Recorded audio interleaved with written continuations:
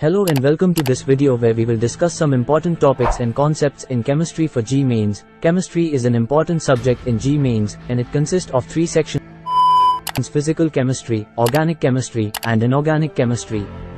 Firstly, let's talk about physical chemistry. This section mainly deals with the study of physical properties and behavior of matter. Some important topics to focus on in this section include chemical equilibrium, thermodynamics, electrochemistry, and chemical kinetics. These topics are interrelated and have a significant impact on each other.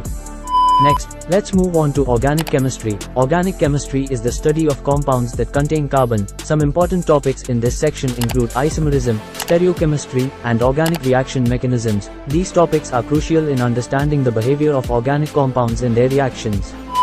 Lastly, we have inorganic chemistry. This section mainly deals with the study of elements and their compounds. Important topics to focus on in this section include chemical bonding, coordination compounds, and p-block elements. These topics have a significant impact on the behavior of inorganic compounds.